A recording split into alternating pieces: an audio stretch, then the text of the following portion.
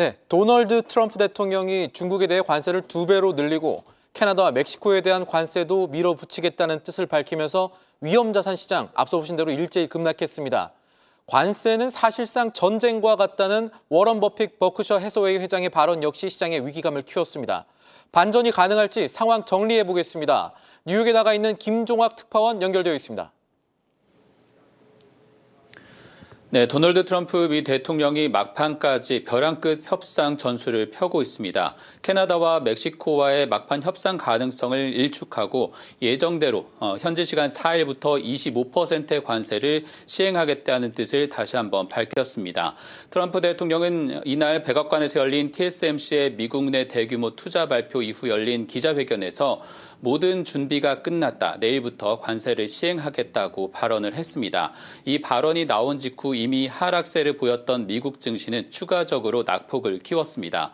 트럼프 대통령은 지난 2월 멕시코와 캐나다에서 수입하는 제품에 25%의 관세를 부과하는 행정명령을 처음 서명했습니다. 그러나 양국이 불법 이민과 마약 문제 해결을 위해 조치를 하겠다고 약속을 하면서 2월 3일 이를 한 달간 연기했고 그 마감 기한이 오늘입니다. 하지만 협상에 뚜렷한 진전의 소식은 없었습니다. 한 달간 두 나라는 펜타닐 등 마약 단속을 강화하고 멕시코는 중국에 대해 새로운 관세를 부과할 것처럼 보여졌지만 이러한 조치에도 미국이 관세 부과를 다시 철회하거나 이를 연기하려는 움직임은 없습니다. 이대로라면 중국에 대해서도 당초 집권 1기 수준인 기존 관세에 추가로 10%의 관세를 더해 불과 2달 사이에 20% 이상의 관세가 붙게 됩니다. 중국은 미국산 농산물과 반도체 등에 대한 추가적인 보복 관세를 검토하는 것으로 알려졌지만 현재 이렇다 할 반응은 나오지 않고 있습니다. 트럼프 대통령이 최종 결정을 하기에 앞서 하워드 러트닉 사무장관도 전날 CNN과의 인터뷰에서 트럼프가 다소 완화된 조치를 내릴 가능성도 있다고 전했습니다. 러트닉 상무장관은 양국이 국경 문제에서 나름 성과를 냈다고 알고 있다라면서 결국엔 펜타닐 문제가 핵심이라고 지적을 하고 있습니다.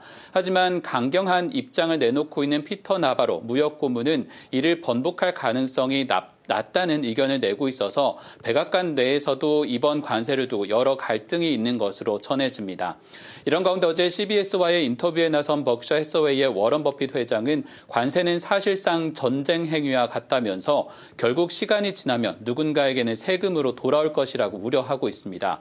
버핏 회장은 동화처럼 누군가가 이를 대신 내줄 수도 없다면서 기업과 소비자들에게 피해가 있을 것이라고 우려하고 있습니다.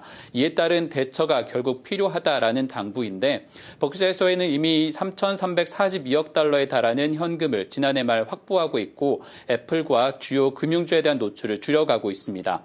오늘 월가의 저명한 투자자인 레온 쿠퍼맨도 현금 비중을 통상 수준의 3배까지 늘렸다는 사실을 공개했는데 높은 밸류에이션과 불안정한 정책 환경에 따라 시장이 오를 때마다 현금 비중을 늘리고 있다라는 설명입니다.